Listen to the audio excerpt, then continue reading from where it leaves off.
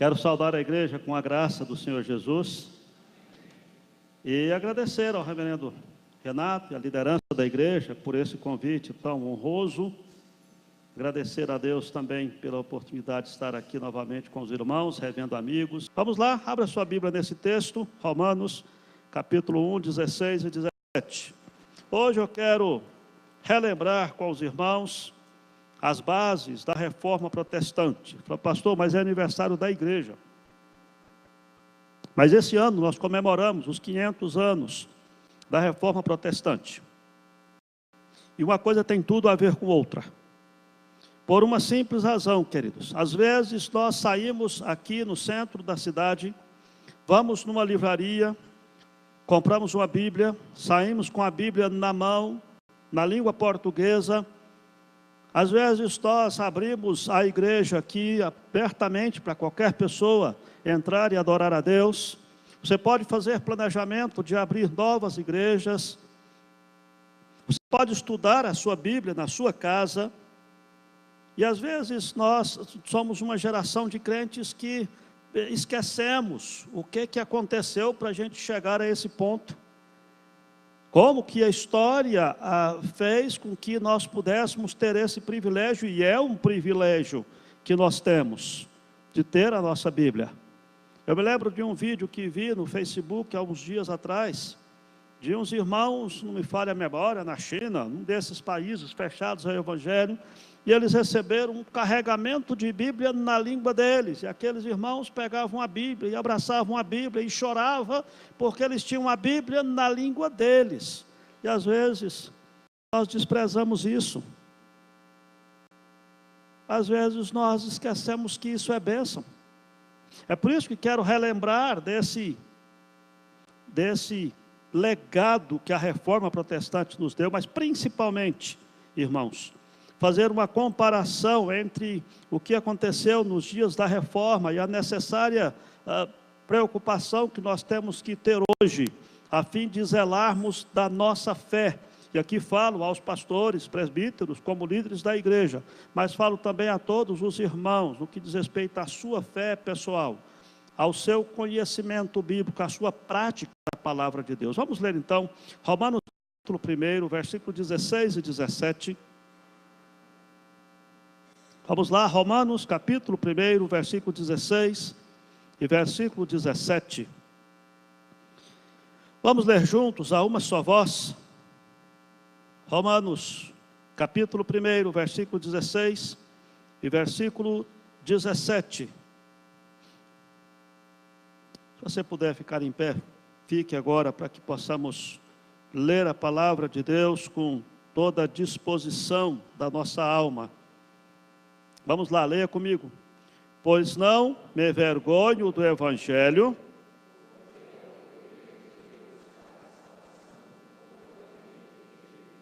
primeiro do judeu, visto que a justiça de Deus se revela no Evangelho, o justo viverá por fé. Vamos orar mais uma vez. Obrigado, Pai, pela oportunidade que o Senhor nos dá de estudar a Tua Palavra. Agora nós suplicamos que Teu Espírito Santo aplique essa palavra ao nosso coração. Nos ensine, ó Pai, a zelarmos pela nossa fé e a buscarmos no Senhor a graça que nós tanto precisamos em todos os momentos da nossa vida. Nós oramos assim, em nome de Jesus. Amém, Senhor. Pode sentar, queridos. Deixe-me relembrar para os irmãos coisas que certamente os irmãos já estudaram há um mês atrás, acerca da reforma protestante. 31 de outubro de 1517, ocasião em que um monge, um padre, chamado Martinho Lutero, estava na sua igreja indignado com o estilo de vida que a igreja estava vivendo, em função de que ele começou a ler a Bíblia, e preste atenção, ele leu a Bíblia porque ele tinha a Bíblia, acesso à Bíblia, porque o povo não tinha. Só mesmo os padres, os sacerdotes que tinham acesso à palavra de Deus. E esse homem leu a palavra de Deus e ele percebeu que aquilo que a igreja estava pregando não estava de acordo com a palavra. E naquela ocasião, havia um emissário do Papa, que estava vendendo as indulgências numa cidadezinha vizinha a que ele estava, e ele ficou indignado com aquilo. Então, numa data festiva em que as pessoas iam à igreja, esse homem Martinho Lutero, esse monge, ele escreveu alguns argumentos contra as indulgências. As indulgências eram um papel escrito que o Papa assinou e que tinha a finalidade de arrecadar recursos para a construção da Basílica de São Pedro, no Vaticano. E a afirmação era que esse documento faria com que as almas que estavam no purgatório fossem libertadas do purgatório para ir para o céu. Na verdade, a própria ideia do purgatório é uma ideia antibíblica, absurda, que não tem na palavra de Deus. Mas as pessoas estavam entendendo que eles estavam comprando o perdão dos pecados. E Lutero, então, escreveu alguns argumentos, e como não tinha internet, não tinha Facebook, não tinha WhatsApp, não tinha televisão, não tinha nem imprensa para ele fazer uns folhetos e entregar para as pessoas, ele escreveu isso e pregou na porta da igreja, para que à medida que as pessoas fossem passando, entrando, pudessem ler aqueles argumentos. Ele foi escrevendo, primeiro está errado por causa disso, segundo errado por causa daquilo, terceiro errado por causa daquilo outro, até chegar a 95 argumentos. Na verdade, ele não falou, vou escrever 95, ele foi escrevendo, até que chegou em 95. E ele pregou então na porta da igreja. O desenvolver da história é que aquilo causou um reboliço danado e fez com que a igreja pudesse passar por aquilo que se entendeu como sendo a reforma protestante. Aqueles homens estavam, tanto Calvino, quanto posteriormente Lutero, quanto antes de Lutero, tanto Lutero quanto posteriormente Calvino, quanto outros, John Knox, John Hus e outros, vários outros que foram precessores deles, outros que vieram depois, mas a igreja reformada, a igreja protestante surgiu desse movimento. E existia naqueles movimento da reforma, três princípios fundamentais da reforma. O primeiro princípio é a supremacia das Escrituras sobre a tradição. Não há absolutamente nada que nós façamos que está acima da palavra de Deus. Qualquer coisa que façamos, qualquer tipo de culto que a gente faça, qualquer tipo de trabalho de evangelização, qualquer tipo de adoração, qualquer tipo de coisa, tem que estar debaixo da autoridade das Escrituras, porque a Escritura tem a supremacia sobre a tradição. O segundo pilar da reforma era a supremacia da fé sobre as obras. Não há absolutamente nada que você possa fazer que lhe dá direito à salvação. A salvação é pela fé e ponto final. Daqui a pouco vamos ver um pouquinho disso. E a terceiro pilar da reforma é a supremacia do povo cristão sobre um sacerdócio exclusivo. Ou seja, não há necessidade de que um pastor ou um padre ou qualquer outra pessoa seja o seu representante diante de Deus. A função do seu pastor é ajudá-lo a se aproximar do trono da graça e não ir no seu lugar, como representante seu. Lembrando que nós fazemos discípulos, não, nós fazemos discípulos de Jesus. E esse foi os três pilares da reforma protestante. E quando nós olhamos essa ideia que nós vivenciamos na história da igreja sobre a reforma, nós precisamos olhar para nós hoje. Nós precisamos analisar se nós não estamos passando por um período onde nós tenhamos que fazer algumas adequações para voltarmos aos princípios da palavra de Deus. Nesse texto que nós lemos, é o texto que foi o start da reforma. Foi lendo a Epístola de Paulo aos Romanos, capítulo 1, versículo 16 e 17, que Lutero convenceu-se de que tudo aquilo que estava incomodando o coração dele, era de fato um santo incômodo da parte de Deus. Quando ele diz, o justo viverá pela fé. E aí, então, nós vemos nesse texto aqui algumas explicações ou algumas ensinamentos que nós temos nesse texto de Romanos capítulo 1, 16 e 17, sobre o Evangelho de Cristo. Nesse texto nós vemos a origem do Evangelho, capítulo 1, versículo 1, é o Evangelho de Deus, é a palavra de Deus. Ele fala sobre a operação do Evangelho, que é o poder de Deus para a salvação. Ele fala sobre o efeito do Evangelho e fala sobre o alcance do Evangelho. Todo aquele que crê. Aliás, é até bom a gente entender essa questão de todo aquele que crê, porque uma das situações ou dos ensinos que nós temos da reforma é que a salvação é pela fé, daquele que crê, não daquele que faz alguma coisa para ser salvo. E aqui nós entendemos essa situação que a palavra de Deus nos traz, e volto a dizer, parece que quando a gente fala nisso hoje, nós falamos de uma coisa muito óbvia. Talvez o senhor, mas pastor, nós sabemos disso, isso é óbvio, todo mundo sabe que a salvação é pela fé, todo mundo sabe que a operação do Evangelho, etc. Sim, você sabe disso hoje, mas quando a reforma foi deflagrada, ninguém sabia disso, porque ninguém tinha Bíblia, porque ninguém tinha acesso à palavra de Deus. E nós precisamos celebrar, principalmente quando nós estamos comemorando, aqui já encerrando o mês de aniversário da igreja, para que nós possamos relembrar isso e valorizar essas coisas, queridos. Porque às vezes nós desprezamos isso. Nós desprezamos as conquistas que os e às vezes nos deixamos levar por determinadas práticas na nossa vida pessoal, voltar o que era antes da reforma. Tem algumas práticas do povo de Deus hoje, não necessariamente nas igrejas, mas estou falando do evangelho como um todo, mas são absolutamente inaceitáveis. Por quê? Porque vão contra a palavra de Deus que foi realizada na reforma protestante. E nós precisamos de talentos. Primeiro, porque não podemos permitir. E segundo, porque nós não podemos permitir que isso entre no nosso coração.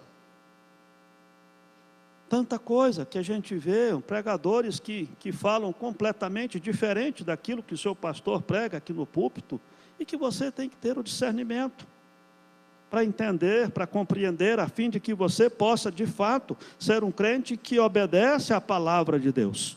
Então, gostaria de trabalhar com você agora aquela ideia desses 5 solas da reforma.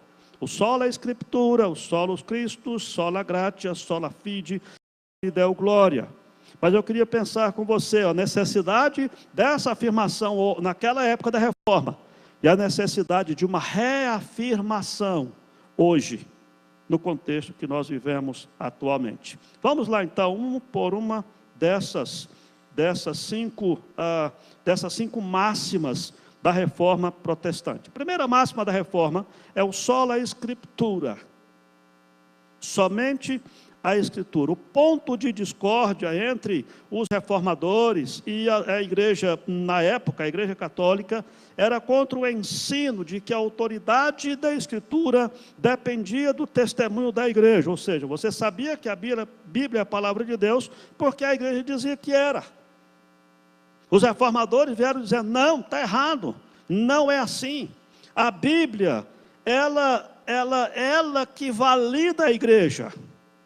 É a Bíblia que faz com que a igreja seja uma igreja de Deus. A autoridade da igreja, ela só existe enquanto ela está dentro da doutrina bíblica.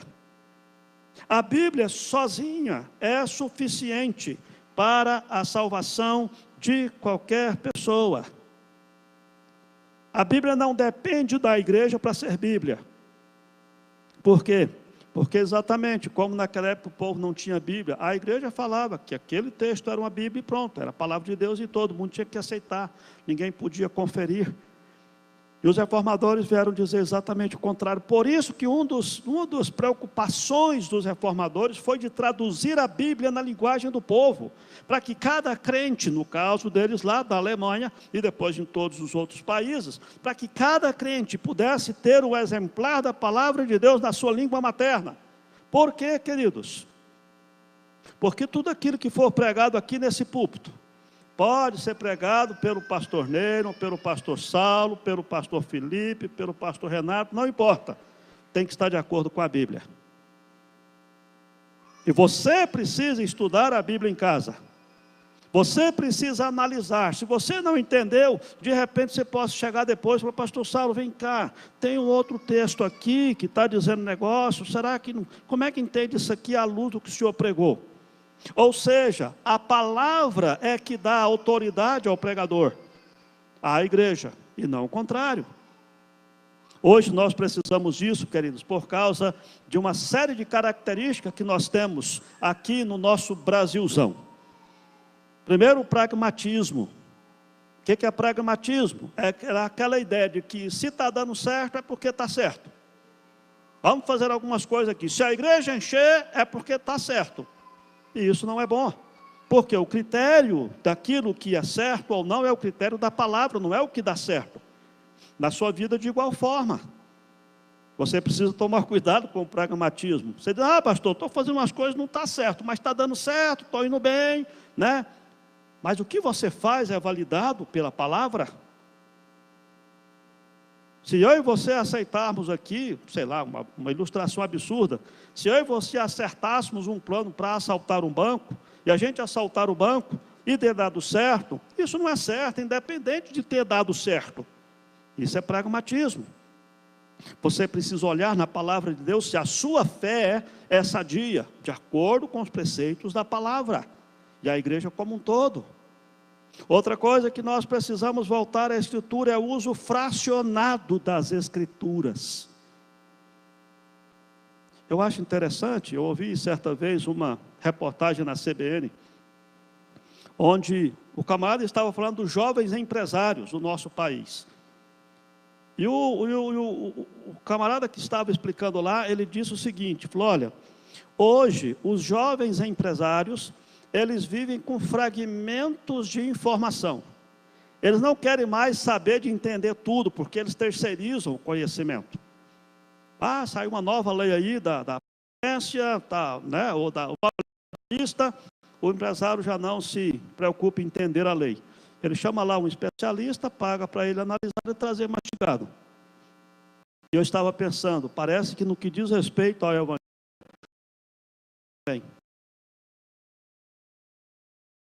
fragmentos da palavra de Deus, pedaços da palavra de Deus. Mas por isso nós precisamos voltar ao princípio do solo.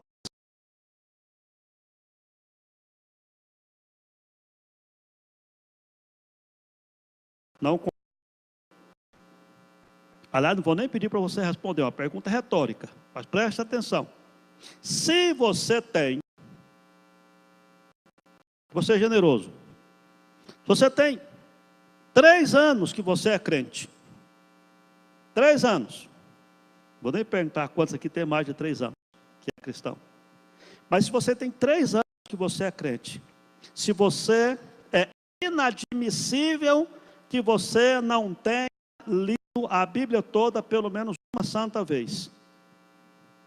Eu já disse, não vou perguntar quantos aqui já leram a Bíblia toda pelo menos uma vez. Mas na verdade nós pegamos fragmentos da palavra, aquilo que o pastor prega, aquilo que está nas músicas e ficamos só com aquilo. A nossa geração de crentes precisa voltar só à Escritura, a estudar a palavra, para que a gente não viva apenas com fragmentos da palavra. Nós só sabemos, normalmente, alguns versículos mais chaves. Quer um exemplo? João 3,16. Será que a gente consegue falar de cor? Porque Deus amou ao mundo, que deu o seu Filho unigênito.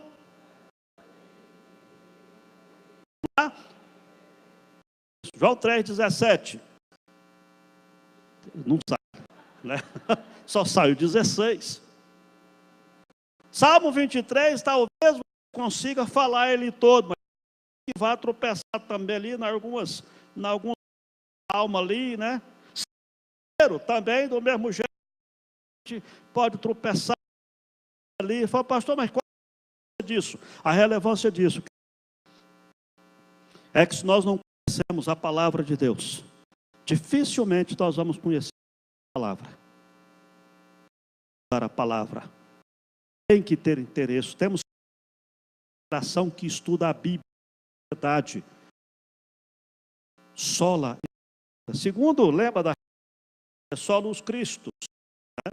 Ou só Jesus Cristo. Quando nós olhamos a reforma, foi colocado esse tema por causa da razão da fé centrada em Cristo.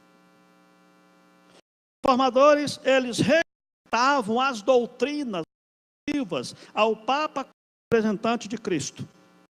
Também o Papa da Igreja sobre o conceito de mérito por obras. Eles rejeitaram. Nós não temos intermediário entre a ideia de santos a quem nós podemos rezar de dificuldade. Só existe um mediador entre os homens, só Cristo. Volta a dizer, irmãos, o exercício sadio que nós fazemos em orar pelos outros tem que ser colocado no palavra.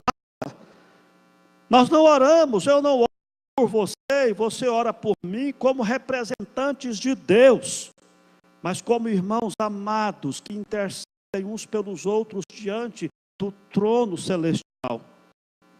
Nós não somos intermediários, nós somos irmãos que nos abraçamos, oramos em favor uns dos outros. Na época da reforma, essa doutrina precisou ser bem colocada, porque exatamente o que a Igreja Católica afirmava era que os santos, eles reforçavam a nossa salvação, a nossa intercessão diante do Pai. E os reformadores disseram, não, a Bíblia não ensina isso, só Jesus é o intercessor.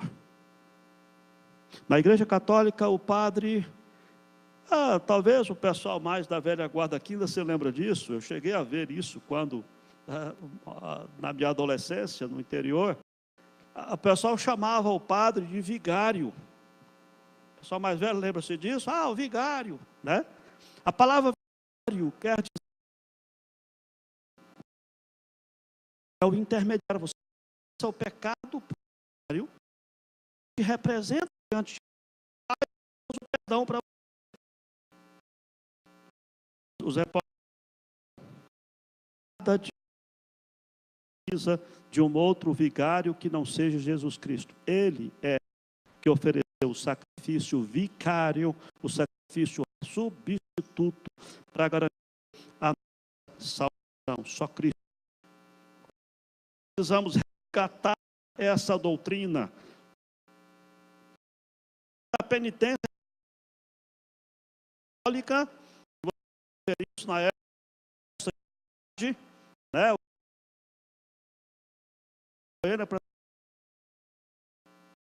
Também por versão evangélica, vamos assim dizer, da penitência.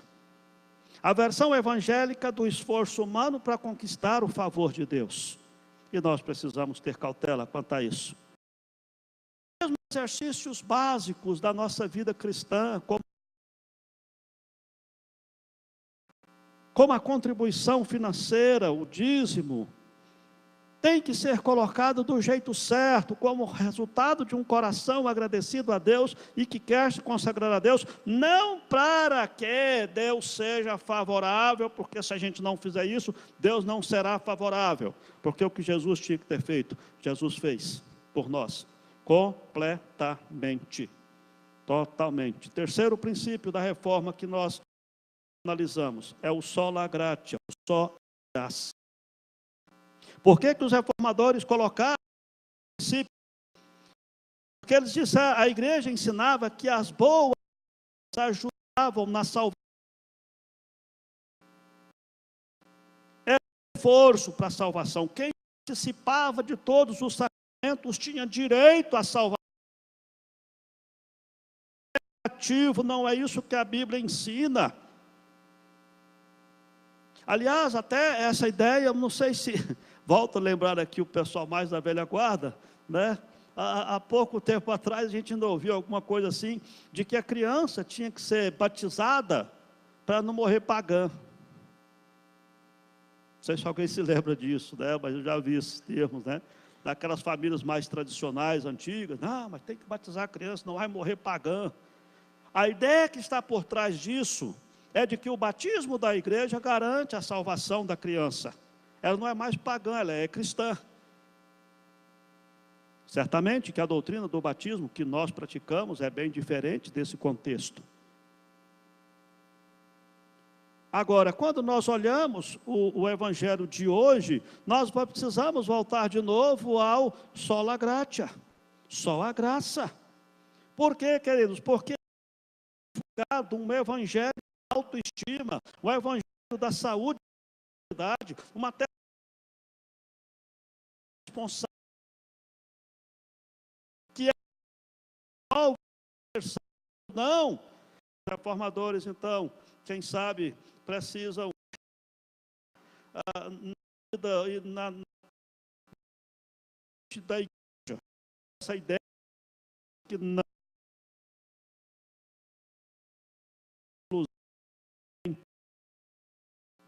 há absolutamente nada que alguém possa fazer para ajudar a Deus na salvação. Planejou, executou, fez nossa salvação é graça. Por acaso alguém falar assim, mas esse ensino vai fazer que os crentes sejam relaxados na sua santidade. Aí você possa estudar um pouquinho mais, Paulo vai explicar exatamente isso. Pelo contrário, entender que a salvação é pela graça, leva o crente a se santificar por gratidão, fez o que fez. Nós não nos santificamos para ser salvos, nós nos santificamos porque salvos pela graça. Entendemos que Deus abençoou tudo que tinha que ter feito para a nossa salvação. O quarto princípio da forma é só a fé, sola fide. O princípio foi necessário, irmão, naquela ocasião, por causa exatamente dessa ideia de que nós somos justificados pelas boas obras.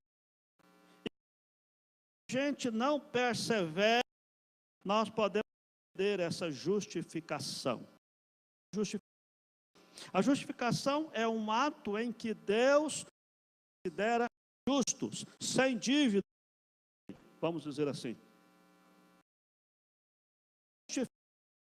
Ela é graça mediante a fé e não por causa dos nossos esforços. Ninguém perde. Por que, queridos, que a gente sabe disso? Porque é o que Deus fez. Não tem como você perder a sua salvação. Lembre-se do seguinte, queridos. Você é um ato realizado por Jesus. A morte de Jesus foi um ato específico, num determinado tempo, num local, que Jesus fez o que tinha que fazer para te salvar. Não depende de você, é absolutamente o que fazer. Você precisa apenas saber disso e crer nisso. Saber que Jesus morreu por você e crer que o seu Salvador te substituiu lá na cruz. Vou fazer um pequeno parêntese aqui. Porque muitas pessoas pensam ou olham essa questão da salvação pela fé e diz, pastor, então qual é a base da evangelização? Se a salvação não depende da pessoa, Se Jesus fez o que tinha que ter feito, a pessoa não precisa fazer nada para ser salvo, como é que eu evangelizo? Deixa eu lhe explicar isso, para que você possa ter, inclusive, a segurança da sua salvação. Porque alguns crentes também têm essa dúvida. Peraí, mas e se eu afastar da igreja? Eu perco a minha salvação? Se Jesus pagou pelos seus pecados, está pago, meu filho. Acabou. Vamos usar uma ilustração para ficar mais fácil de você entender. Suponhamos que eu fosse uma pessoa muito rica. Rica mesmo. Já começa o absurdo da ilustração aí, né? Eu sou rico, né? Mas vá lá, vamos lá. Qual que é o seu nome, irmão? Evandro. Suponhamos que eu vá ali no armazém aqui de Anápolis e chego lá, o seu Joaquim lá do armazém fala assim para mim: pastor, o Evandro lá da sua igreja? Eu digo, sim, lá da minha igreja, membro lá da nossa turma. Por quê? Aí o seu Joaquim lá do armazém diz assim, não, é porque ele está devendo aqui. Ele tem uma conta aqui, não pagou essa conta. Aí já vê o segundo absurdo da minha ilustração, que o Evandro não pagar as contas dele. Mas vamos lá, vamos continuar. Aí eu falo assim, escuta, quanto é que o Evandro deve aí? E o camarada faz as contas todas e diz assim, ó, olha, ele deve R$55 mil. Eu falo, caramba, como é que o Evandro conseguiu dever isso tudo aqui nesse armazém? Né? Mas eu falo assim, eu sou rico, falo assim, cadê a conta dele? Está aqui, eu vou pagar, preencho o cheque, eu passo o cartão, pronto, está paga a conta do Evandro. Preste atenção, eu fui lá e paguei a conta dele, ele não deve mais nada lá no armazém, mas ele não sabe disso, porque eu paguei. Aí eu chego, encontro com o Evandro, falo, Evandro, eu estive lá no armazém lá do seu Joaquim, ele me falou que você estava com a dívida, eu paguei a sua conta lá, pode ficar tranquilo. E ele vai falar que vai envergonhado, né? Ô, pastor, que vergonha, né? Não estava dando conta de pagar aquela dívida, mas eu vou pagar o senhor, pode ficar tranquilo. Eu falo, não, presta atenção, rapaz, 50 mil para mim é fichinha, sou rico, larga para lá, está pago, não precisa me pagar não. Agora ele ficou sabendo, está sossegado. O fato de ele saber ou não saber, não influenciou na conta, quando eu paguei a conta. A conta estava paga antes dele saber. Ele não tinha que acreditar para o dinheiro meu valer lá no armazém. Aí tudo bem, beleza? Resolvi um dia desse aí, depois que eu paguei a conta dele, eu resolvi viajar de novo, viajar de férias. Vou viajar, né? E aí eu chego lá no armazém do senhor, uns chicletes de... Vem, pergunta assim, pastor, o Neilo é lá da sua igreja? Eu falei, eita. Por quê? Não, porque ele está com a dívida que não pagou. Aí já veio o terceiro absurdo de novo, né? Ilustração. Eu, quanto que o Neilo deve aí? Não, ele deve R$535,50. Falei, bom, pelo menos é uma dívida menor, mas tudo bem. Vou pagar a conta do Neilo. Me dá a conta aí, pega a caderneta, né? Pega a caderneta, eu passo meu cartão lá. O homem pega o papel que estava espendurado lá, a conta do rasgar. Naquele momento, deixou de dever, mas ele não sabe. Ele não precisa acreditar, não precisa ter fé no ato que eu fiz de pagar. Ok, eu entro no carro para Goiânia, para pegar o avião no aeroporto, e paro no sinaleiro e o Evandro. Encontro o Evandro lá do outro rua.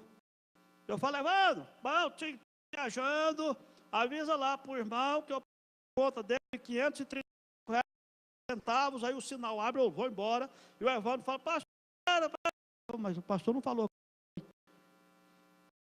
Ele só falou que eu pago a conta, mas ele esqueceu de falar quem que é o devedor lá que ele pagou. O Evandro tem duas alternativas. Ele pode ficar, já que eu não falei quem era, e quando eu voltar, eu vou chegar e perguntar, você falou para o irmão? E ele vai ficar envergonhado, porque eu tinha pago a dívida alta dele, ele tem gratidão no coração comigo. Mas ele tem outra alternativa. Ele não precisa deixar de contar para o Neilon. Ele pode chegar aqui e pedir ao microfone na hora da escola dominical, do culto, falar, gente, dá licença só um pouquinho. É o seguinte, o pastor Saulo, ele viajou, mas ele falou para mim que ele pagou no armazém do Joaquim uma dívida de R$ 535,50. Ele não falou quem era, mas a dívida é essa que ele pagou, ele só pediu para eu falar. Então, o que vai acontecer nisso? Nenhum de vocês vai entender patavindo do que ele está falando. O Neilon, sim, porque ele sabe que a dívida dele é exatamente R$ 535,50. Meus amados, isso é evangelização. Para as pessoas, Jesus pagou a dívida delas lá na cruz. Mas você não sabe quem Jesus morreu. Então só conte as pessoas que são incrédulas, Jesus não morreu, não vão nada, não vão aceitar nada. Mas aqueles por quem Jesus morreu, o Espírito Santo no coração e vai a fé para que ela seja salva. Por quê, queridos? Porque Jesus morreu pelos nossos pecados. Ela é pela graça, mediante o ato que Jesus fez na cruz, foi um ato específico. Lembram-se quando Jesus, todo aquele que o Pai me dá, as minhas ovelhas ouvem a minha voz. Depois Jesus disse, eu dou a vida pelas minhas ovelhas. Jesus disse, vocês não creem porque vocês não são das minhas ovelhas. Jesus não inverte, não, vocês não são minha ovelha porque vocês não creem. Não, ele disse sim, vocês não creem porque vocês não são das minhas ovelhas. Na realidade, a reforma veio trazer exatamente essa situação. E a pregação antropocêntrica, que o ensino centrado nas decisões do homem sobre o que nós podemos fazer para alcançar o favor de Deus, precisa ser revertida. Na verdade, Deus já fez tudo por nós, por amor e pela graça.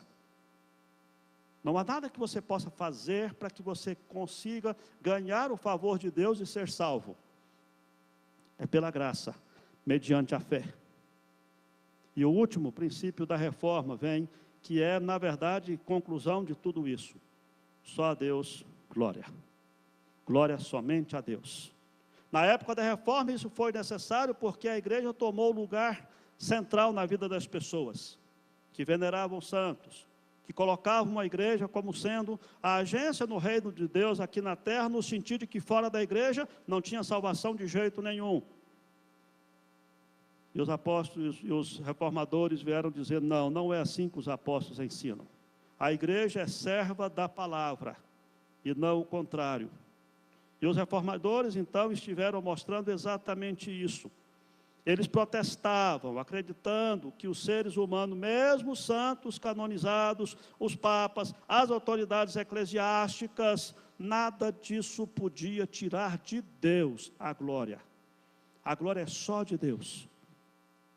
Na realidade, se nós olharmos e pensarmos como de fato a Bíblia ensina, queridos, acerca da nossa salvação, nós não temos outras condições a não ser de mostrar para Deus que a glória é dele. Eu não posso chegar na minha oração diante de Deus e falar, Senhor, muito obrigado, eu quero agradecer a mim mesmo que acreditei, por isso que eu fui salvo. Não, não.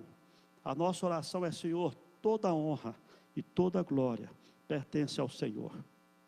Porque se eu tivesse que salvar a mim mesmo, eu não tinha nenhuma chance de salvação. Por isso que toda honra e toda glória pertence ao Senhor. Daí a razão pela qual hoje nós precisamos também tomar cuidado com a exaltação do nome da igreja, às vezes a babelização da igreja, de tornar o nosso nome célebre, que foi o problema da Torre de Babel. Nós precisamos tomar cuidado com isso hoje. A personalização da nossa liderança, o tipo da liturgia, o que nós cantamos na música, nas nossas músicas, porque nós ensinamos através do louvor, aquilo que nós pregamos acerca da palavra de Deus, tudo isso nós temos que lembrar que toda honra e toda glória pertence ao Senhor somente. Quando nós pensamos acerca de igreja reformada, nós temos que lembrar disso. É uma igreja que volta os seus olhos para o princípio da reforma. Aí assim, mas quais eram os princípios da reforma? A Bíblia. Lembrem-se, queridos, lembrem-se.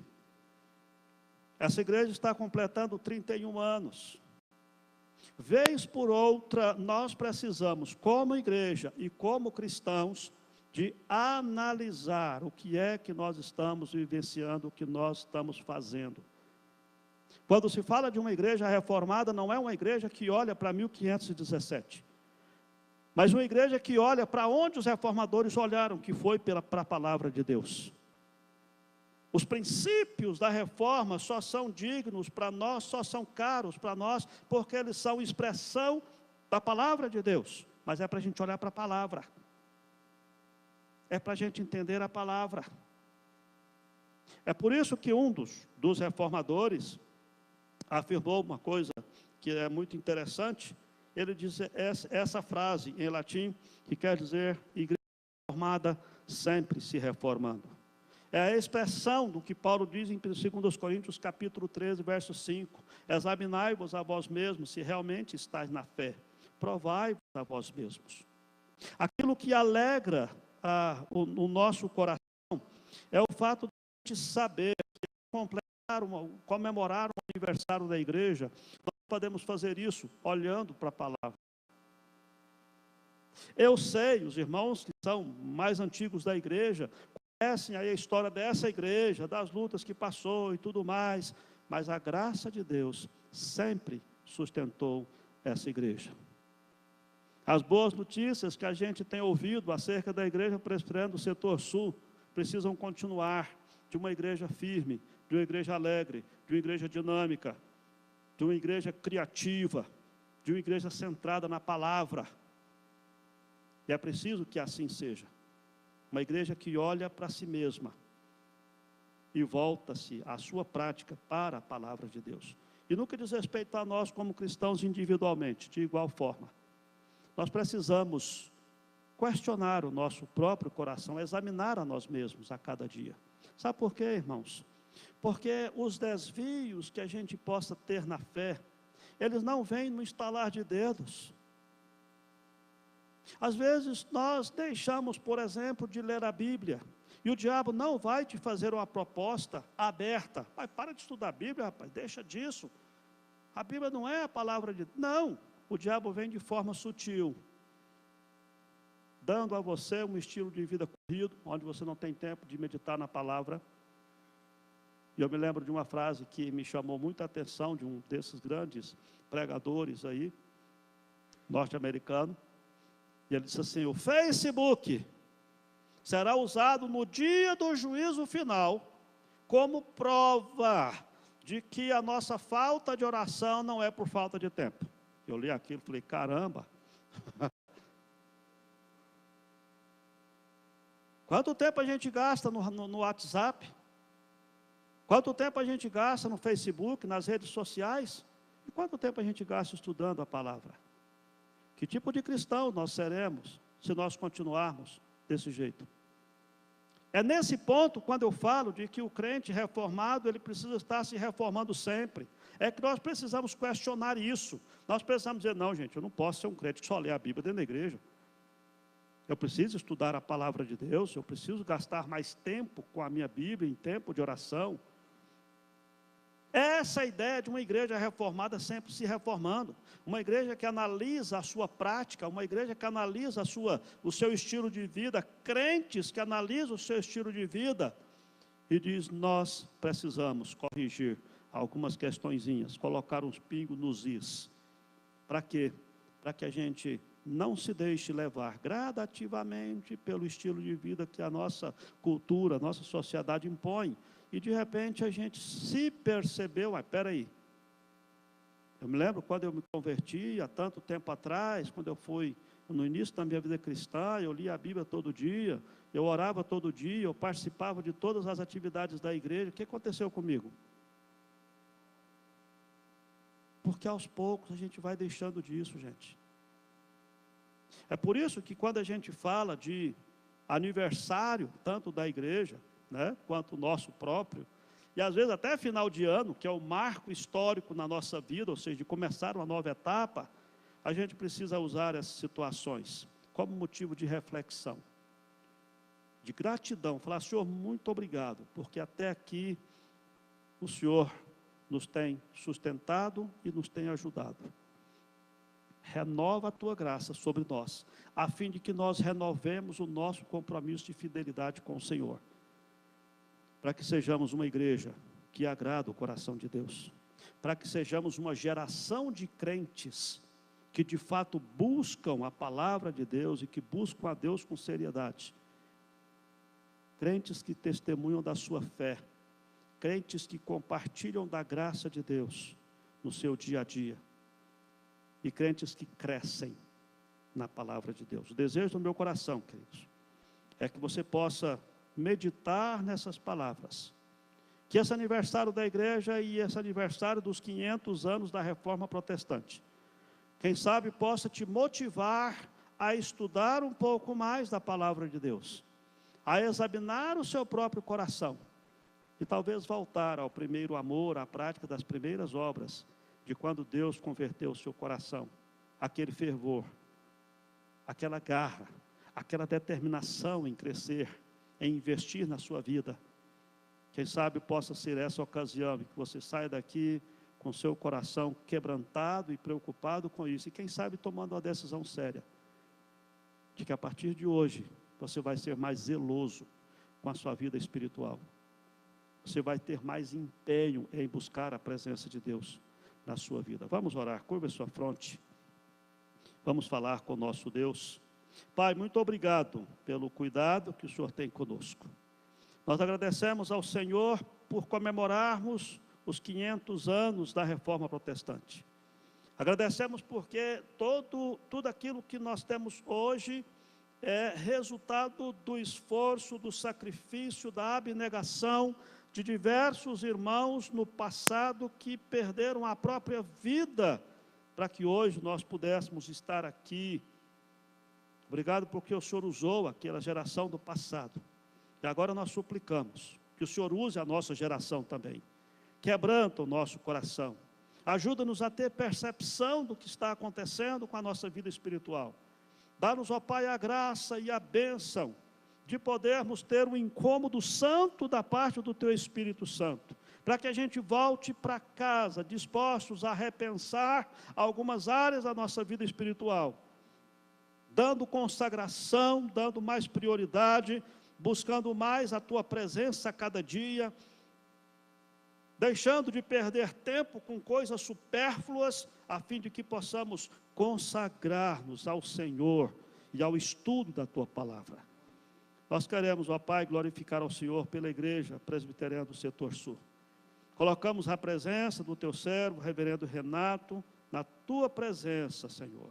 Juntamente com ele, a sua equipe pastoral, o conselho da igreja, as famílias de cada um desses respectivos irmãos, os diáconos da igreja, os líderes e irmãos que estão envolvidos nos diversos ministérios da igreja. Que o Senhor levante sempre pessoas dispostas a pagar o preço para servir ao Senhor aqui nessa igreja. Dá autoridade, dá orientação, dá discernimento, para que os teus servos continuem conduzindo o teu rebanho aqui nesse lugar, debaixo da tua palavra e da autoridade do Senhor. Que o Senhor continue, ó Pai, abrindo as portas, dando criatividade, dando unção do alto, para que a gente continue ouvindo boas notícias acerca da boa mão do Senhor sobre a vida dessa igreja. Nós colocamos, ó Pai, a Tua igreja na Tua presença, agradecemos por mais um aniversário dessa igreja, porque sabemos que o Senhor é quem sustenta e continuará sustentando essa obra, porquanto é uma obra do Senhor. Nós oramos assim, em nome de Jesus. Amém. Deus abençoe, amado.